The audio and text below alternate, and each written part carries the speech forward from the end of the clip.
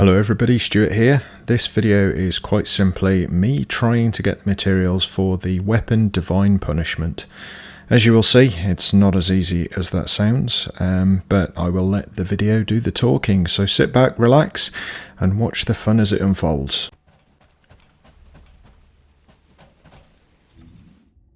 Right. This is going to probably take me quite a while. I honestly don't know whether I'm going to be able to get the parts that I need or not, and that's the important thing about this game. So looking for Divine Punishment weapon, so I need to get the, I think it's number 22 amorphous material, so that I can take that into the Dead Bride normal void battle and hopefully get the component I need for the weapon. Obviously, if I don't get the component I need, I will need to redo this mission to get another one of the amorphous materials. And I'm not even convinced it's 100% drop rate for the material in these either. I don't think it is, but we will see. We will see. So who have we got with us? Okay, so we've got... We've secured the airspace above the operation zone. Okay, is that two Sienna and... I can't even work out who that is.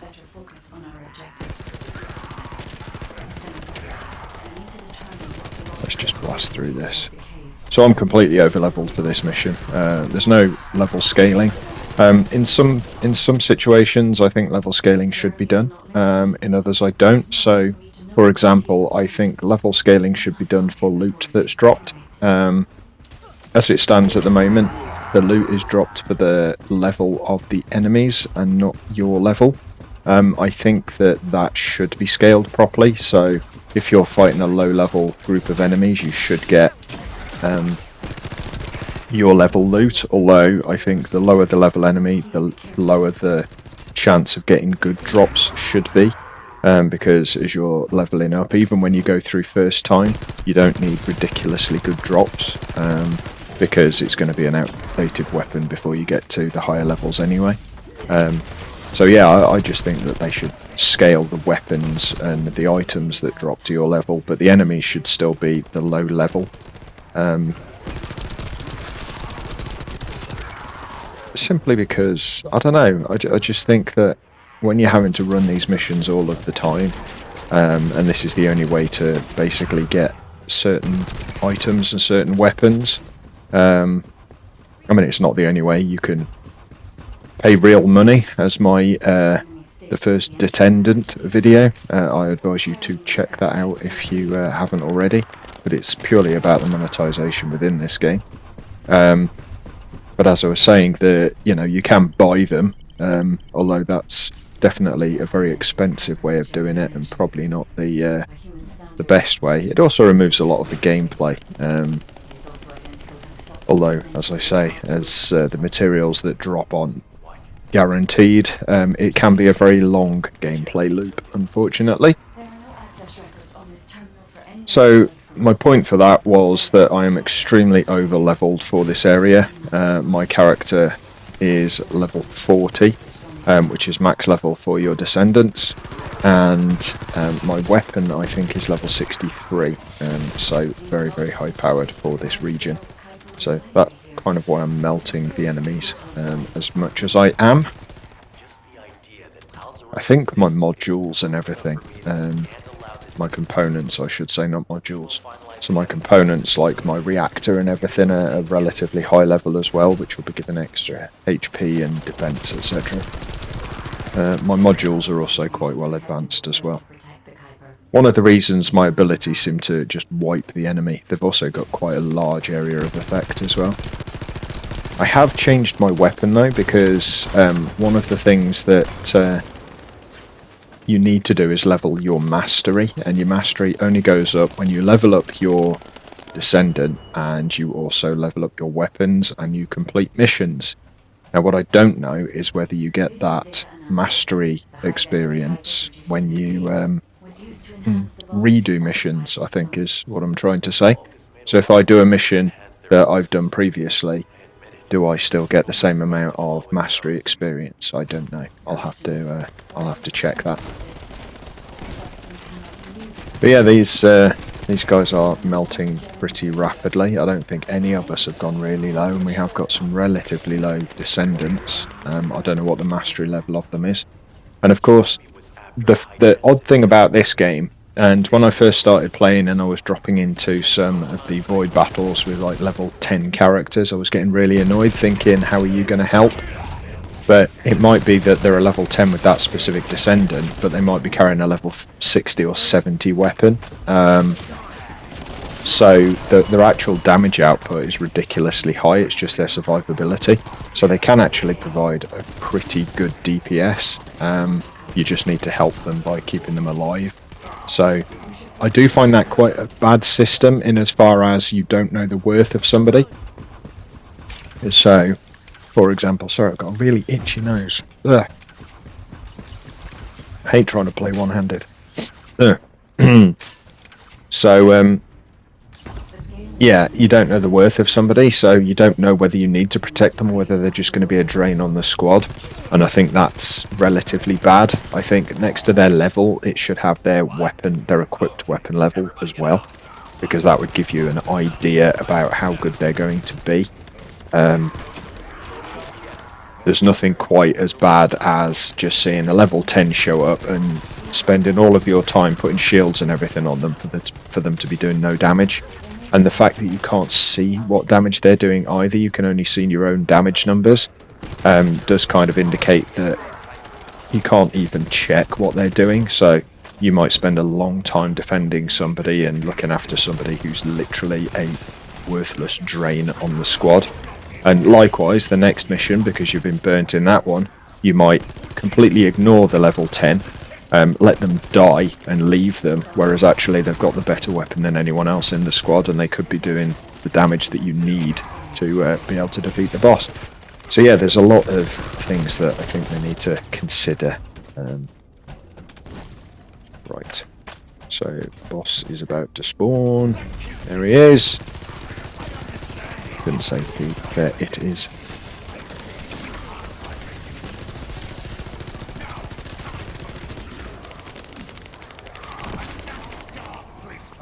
Claudia. Claudia Bizarre Vermin. What a name. Good God. Here we go, like Tonka, for instance, is level 23. So the lowest level in the group. Don't want anyone to go down in these, simply because if they do go down, unfortunately it does take off one of your mission attempts. So the mission attempts number is for your whole squad, not just for you. Which kind of makes sense, if I'm being honest. But yeah, I don't know what Tonka was actually doing. I don't know whether they were adding any real DPS to the situation. That also confuses me. So when your shield goes, your screen gets filled with blood effects. Now, usually you only get blood effects in these sorts of games when your character is near death. So every time I see it, I panic, thinking, good God, that must have hit hard. And then I look at my health and I've got 1mm worth of health disappeared. Or 1/16 of an inch, maybe. It's like, why? Why have that blood effect for shields disappearing? Maybe you should have like a white version to show that your shield's gone. But you shouldn't have that blood effect on the screen unless you are yeah, I got the material. So yeah, you shouldn't have that blood effect unless you are basically dying. It doesn't make sense otherwise. Thankfully, Jeremy did not progress that far. Just want to make sure I did get that material. I thought I did. Yeah, I did. It was in the top of that list there. Zone for Jeremy to obtain high-density Kuiper from. Should he look for Kuiper in an outside source, he will not be able to avoid being detected by us. Town.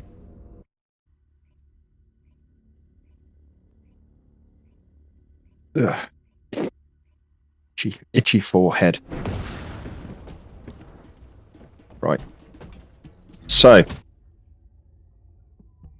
Let's just go through. So yeah, look, I mean, all level 35 and 36, completely pointless weapons, and just breakdown. Just for breakdown. You can't do anything with them. It would be nice if we did get ones of our level, because then we could choose whether to break them down or not, or whether they are actually useful. I know we need the materials from them, so breaking them down is not necessarily a problem. But if you are made to go through these really old missions and they're not leveled up, why the hell would you want to consume 4% of your max HP to recover 3% of shields? That seems ridiculous. Did I read that right? Because that one, defeating an enemy charged sub-attack gets you HP. Sure, I've got... No. Have I got another...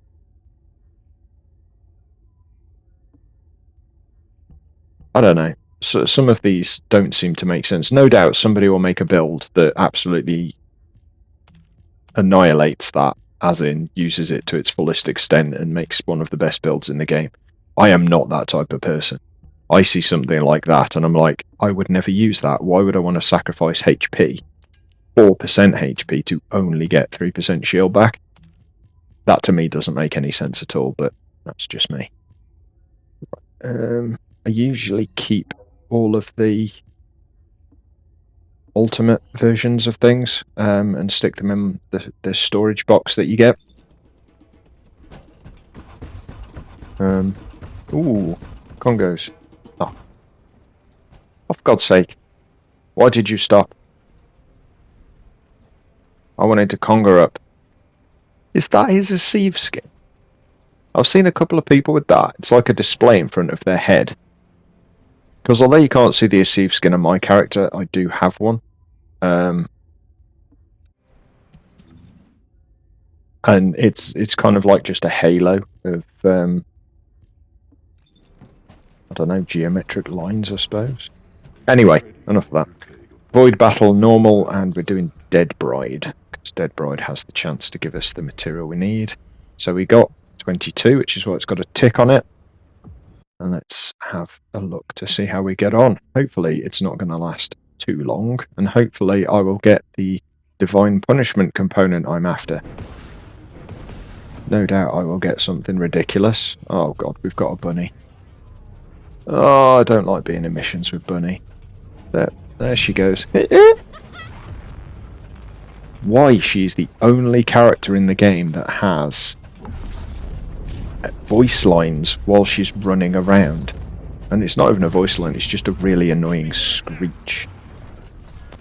The weird thing is, she is one of the best characters, just for DPS. It's just ridiculous.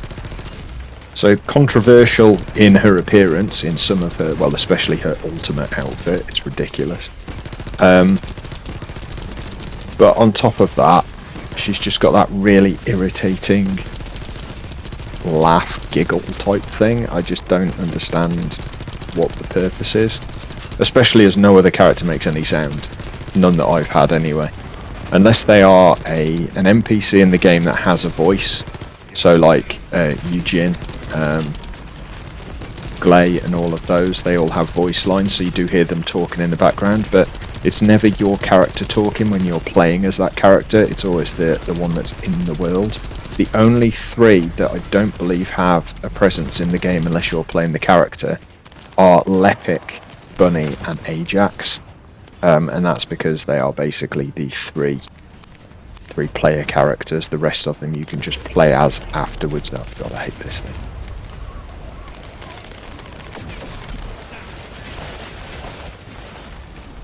Oh, too far. Oh, for God's sake. How the hell did she get down there? Why did she get down there? Right, let me shoot your gun. I need to shoot the purple tube thing on your gun. That's it, you come closer. No, I need to get... Why can't I look straight up in the air? I can do that normally, in real life. Oh, good god.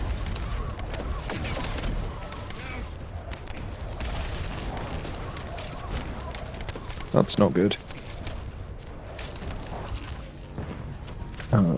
hitting him. Okay. Oh, good God, I thought they'd got him. Come on. We're so close to getting this thing. Dead Bride needs to be dead.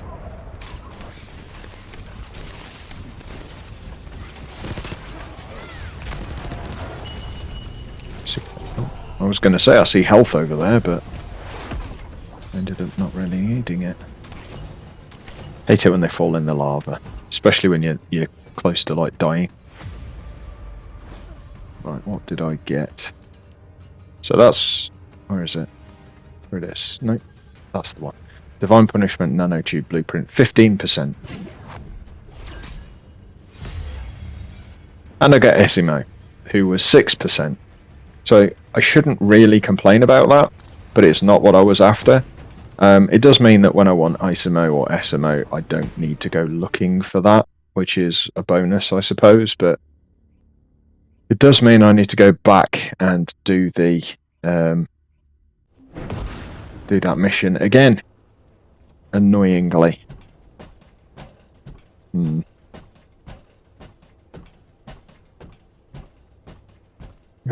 Okay.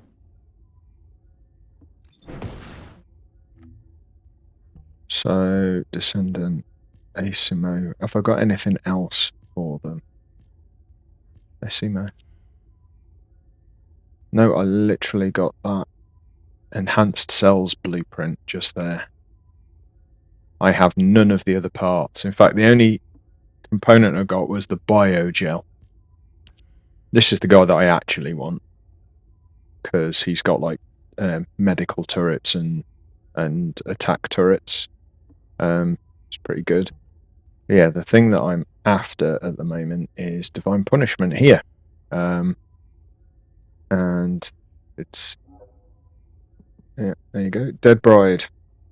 The material pattern 2. That's the only thing. Well, there's 3 things I'm outstanding, and they're all things that I need to get from these void battles. So there we have it. Got the material, and it turns out you do get the material every time you do these missions. So this is actually the next time I was playing on screen at the moment, and again running the same dungeon to get the amorphous material 22. I will eventually get the weapon part, but I've no idea how long that will take. But yeah, it's an interesting system. I'm not going to say it's the best system, and it does seem that it's making things particularly difficult, just the same way that Warframe does.